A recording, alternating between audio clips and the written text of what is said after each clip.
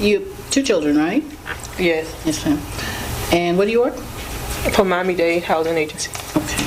All right. And here's a question that I want to ask.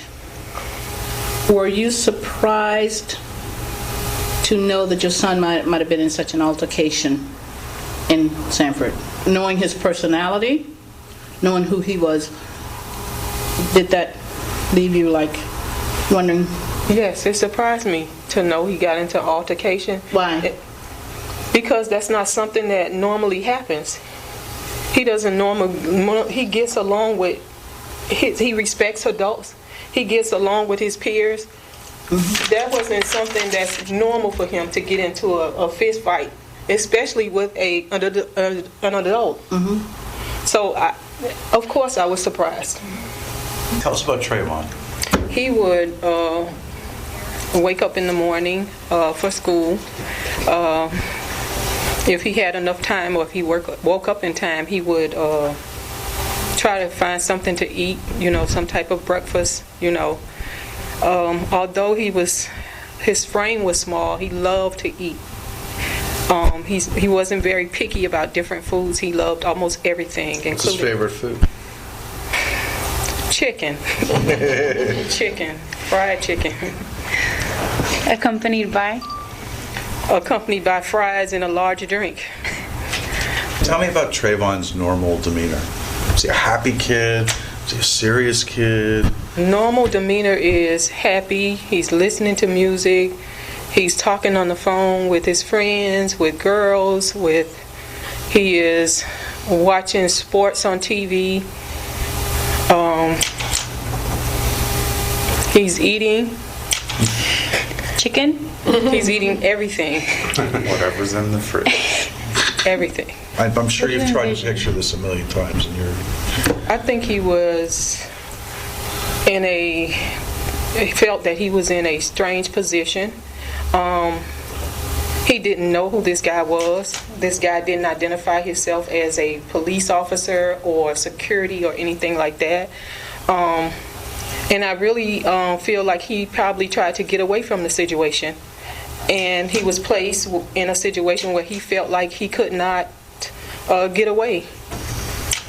And, he just wanted to go back to the house where he was. And Zimmerman prevented him from doing that.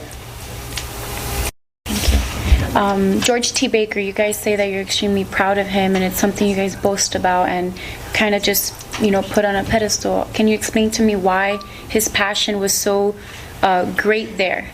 My brother, that's a quadriplegic, was involved in the aviation field for a short period of time before he got into a car accident, which left him in a wheelchair. Mr. Ronald? Ronald Fulton, yes. And my brother actually inspired Trey to participate in the program. All right. Okay. take some time. Take a drink. Let us know when you need a little bit of time, okay?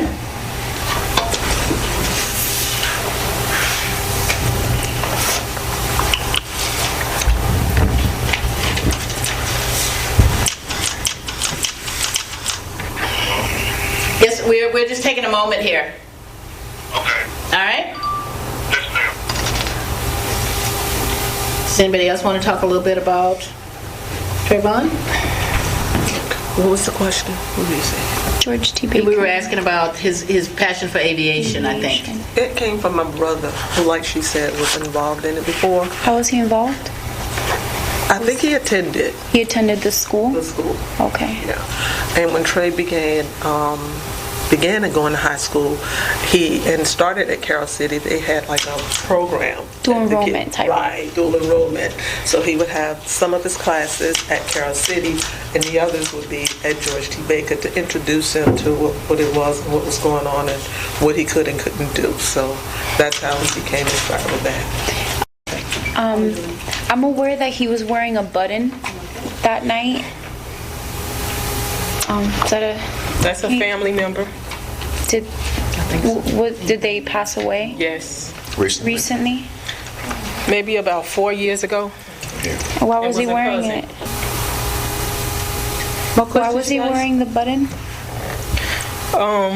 He would wear that button often, and my grandmother passed away in 2010, and he would still wear her shirt with a picture of her on it.